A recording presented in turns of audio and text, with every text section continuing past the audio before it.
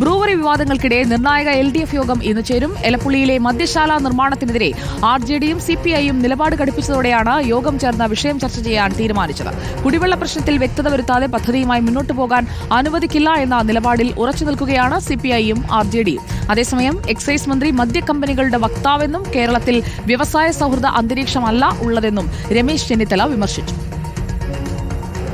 ഘടകകക്ഷികളെ പോലും വിശ്വാസത്തിലെടുക്കാതെ ഏകപക്ഷീയമായി 6-7 പ്ലാന്റുകൾ അവിടെ സ്ഥാപിക്കാൻ ഉദ്ദേശിക്കുന്നത് ഒരു വൻ അഴിമതിയാണ്.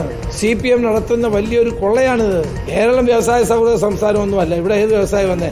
നമ്മുടെ എക്സൈസ് വകുപ്പ് മന്ത്രി ആളുകളെ മുഴുവൻ വെല്ലുവിളിക്കുകയാണ്. അദ്ദേഹം എന്നെ എന്തോ സംവാദത്തിന് വിളിച്ചു എന്ന് പറഞ്ഞു. ഞാൻ സംവാദത്തിന് VK ശ്രീകണ്ഠൻ MP നിയോഗിക്കുകയാണ്. അതുകൊണ്ട് പാലക്കാട് MPയുമായിട്ട് അദ്ദേഹം സംവാദം നടത്തട്ടെ. അതാണ് ഏറ്റവും നല്ലത്. എന്നോട് സംവാദം നടത്തേണ്ട കാര്യമില്ല. അദ്ദേഹത്തിനാണല്ലോ എന്നേക്കാൾ കുറെ കൂടി ഗ്രൗണ്ട് റിയാലിറ്റി അറിയാവുന്ന ഒരാൾ. റഹീസ് റഷീദ് നമുക്കൊപ്പം. റഹീസ് റഷീദ്, LDF യോഗത്തിലേക്ക് എത്തുമ്പോൾ ഇതിൽ കുടിവെള്ള പ്രശ്നം പരിഹരിക്കാതെ പദ്ധതിയുമായി മുന്നോട്ട് പോയാൽ അത് മുന്നണിക്കൊരു തിരിച്ചടിയാകുമെന്ന നിലപാടുള്ള രണ്ട് കക്ഷികൾ ഈ യോഗത്തിൽ നിലപാട് ശക്തമായി അവതരിപ്പിക്കും.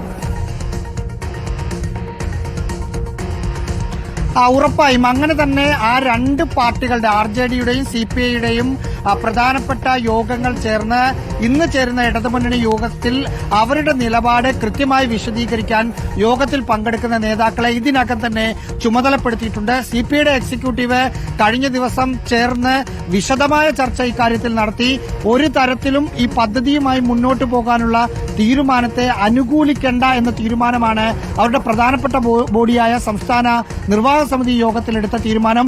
ബിനോയ് വിശ്വത്തെ ഇന്നത്തെ യോഗത്തിൽ ഇക്കാര്യം പറയാൻ ചുമതലപ്പെടുത്തുകയും ചെയ്തു. അവരുടെ പ്രധാനപ്പെട്ട വാദം എന്ന് പറയുന്നത് മഴവെള്ള സംഭരണിയിൽ നിന്ന് വെള്ളം ഉപയോഗിച്ച് സ്പിരിറ്റ് നിർമ്മാണ ഫാക്ടറി പ്രവർത്തിക്കുന്നു എന്ന് പറയുന്നത് പ്രായോഗികമായി അംഗീകരിക്കാൻ കഴിയില്ല. പ്രദേശത്തെ കുടിവെള്ളത്തെ അത് ബാധിക്കും എന്ന നിലപാടിൽ തന്നെയാണ് അവരുള്ളത്. ഈ വിഷയത്തിൽ മാത്രമല്ല, സ്വകാര്യ സർവകലാശാല വിഷയത്തിലും CPIക്കും RJDക്കും എതിർപ്പുണ്ട്. ഒപ്പം കിഫ്ബി പണം ഉപയോഗിച്ച് നിർമ്മിക്കുന്ന റോഡുകൾക്ക് ടോൾ പിരിക്കാനുള്ള തീരുമാനത്തിലും എതിർപ്പുണ്ട്. ഇക്കാര്യത്തിലെല്ലാമുള്ള എതിർപ്പ് ഇന്ന് ചേരുന്ന LDF യോഗത്തിൽ ഈ പാർട്ടികൾ ഉന്നയിക്കും. ഒപ്പം മറ്റു ചില കക്ഷികൾക്കും LDFൽ ചർച്ച ചെയ്യാതെ നയപരമായ തീരുമാനം മന്ത്രിസഭയിൽ എടുത്തതിന് ശേഷം പിന്നീട് LDFിലേക്ക് വരുന്നതിനോടും എതിർപ്പുണ്ട്. ചെറു പാർട്ടികൾ അക്കാര്യത്തിലുള്ള എതിർപ്പും ഇന്നത്തെ യോഗത്തിൽ ഉന്നയിക്കും എന്നത് പ്രധാനപ്പെട്ട കാര്യമാണ്.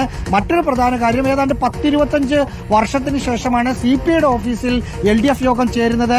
അത് CPIയെ ഏതെങ്കിലും തരത്തിൽ പ്രതിരോധത്തിലാക്കുമോ എന്ന് കണ്ടറിയണം. കാരണം അവരുടെ ഓഫീസിലേക്ക് അവർ ക്ഷണിച്ച പ്രകാരമാണ് ഇന്ന് മുഖ്യമന്ത്രി അടക്കമുള്ള ആളുകൾ എത്തുന്നത്.